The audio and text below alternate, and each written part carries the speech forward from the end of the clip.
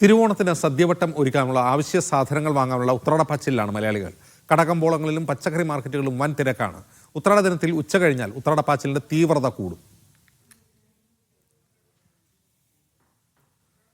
തിരുവനന്തപുരം കിഴക്കേക്കോട്ടയിൽ നിന്ന് സനിസ ശോഭാചന്ദ്രൻ, കൊച്ചി ബ്രോഡ്വേയിൽ നിന്ന് ആര്യ വിനോദ്, കോഴിക്കോട് മിഠായിത്തെരുവിൽ നിന്ന് സലാം പി മുഹമ്മദ് എന്നിവർ ചേരുന്നു.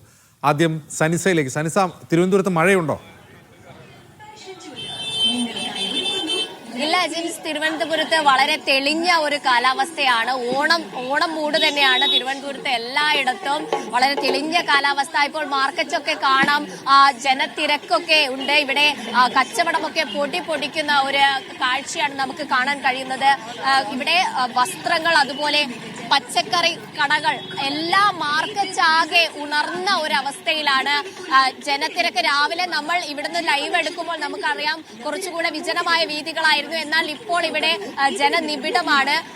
ഇത്തരത്തിൽ ഓണം ഉണ്ണാൻ വേണ്ടി, തിരുവോണത്തിന് ഓണം ഉണ്ണാൻ വേണ്ടി, ഓണ വട്ട സദ്യകളൊക്കെ തയ്യാറാക്കാൻ വേണ്ടി, അതിനുള്ള അവശ്യ സാധനങ്ങൾ മേടിക്കാൻ വേണ്ടി ഇത്തരത്തിൽ ജനങ്ങൾ ഒഴുകിയെത്തുന്ന ചന്തകളിലൊക്കെ, ഓണച്ചന്തകളിൽ ഒഴുകിയെത്തുന്ന ഒരു കാഴ്ചയാണ് കാണാൻ കഴിയുന്നത്. നമുക്ക് ഇവിടെ ഓണം ഒരുക്കാൻ വേണ്ടിയിട്ട് സാധനങ്ങൾ വാങ്ങിക്കാൻ വരുന്നവരോട് തന്നെ അതിന്റെ കാര്യങ്ങളൊക്കെ ചോദിക്കാം. അവർക്കാണ് കൂടുതൽ പറയാനുണ്ടാവുക.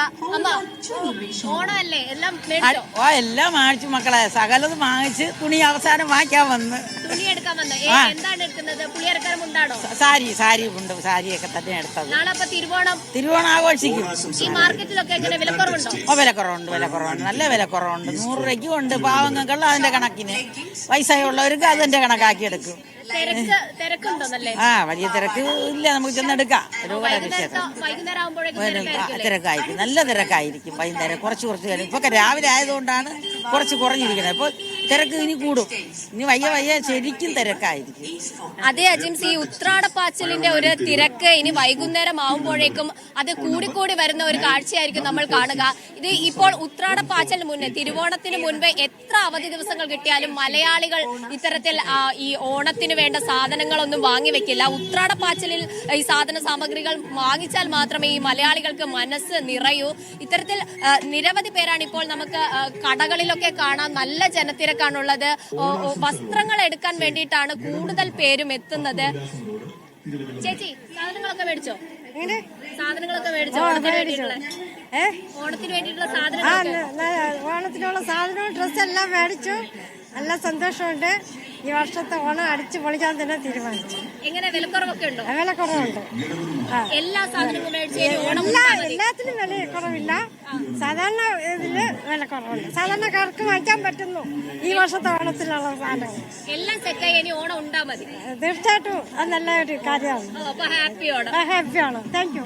അതെ, ഇവിടെയുള്ള മാർക്കറ്റുകളുടെ ഒക്കെ പ്രത്യേകത എന്ന് വെച്ചാൽ ഉപ്പ് തൊട്ട് കർപ്പൂരം വരെ ഇവിടെ കിട്ടും. ഇപ്പോൾ ഒരു പൂക്കളമാണെങ്കിൽ പൂക്കളം ഇടാനുള്ള പൂക്കൾ ഇവിടെ കിട്ടും. എന്നാൽ റെഡിമെയ്ഡ് പൂക്കളം വേണോ, അതും നിങ്ങൾക്ക് ഈ മാർക്കറ്റിൽ കിട്ടും.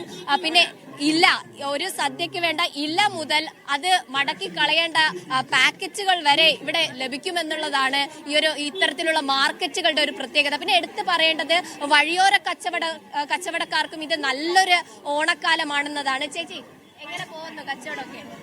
അടിപൊളിയാ പോകുന്നു. ഓണം അടിപൊളിയാണ്. നല്ല തിരക്കുണ്ടോ? നല്ല തിരക്കുണ്ട്. ഇത് പുളിയാണോ ചേച്ചി? അതെ, പുളി. അപ്പൊ ഓണായിട്ട് നല്ല വരുമാനമാണ്. നല്ല വരുമാനമാണ്. അതെ, ഈ ചെറു കച്ചവടക്കാർക്ക് വരെ ഈ ഓണക്കാലത്ത് നല്ല വരുമാനമാണ്. ജിൻസ്, നല്ല രീതിയിൽ കച്ചവടം നടക്കും. ശരി, എന്തായാലും തിരുവനന്തപുരത്ത് വരുന്ന കാഴ്ചകൾ വളരെ പ്രസാദാത്മകമാണ്. നല്ല വെയിലൊക്കെ ഉണ്ട്, തെളിഞ്ഞ കാലാവസ്ഥയാണ്, നല്ല തിരക്കും കിഴക്കേക്കോട്ടയിൽ കാണുന്നുണ്ട്. സനിസയാണ് അവിടെ നിന്നുള്ള വിവരങ്ങൾ നൽകിയത്.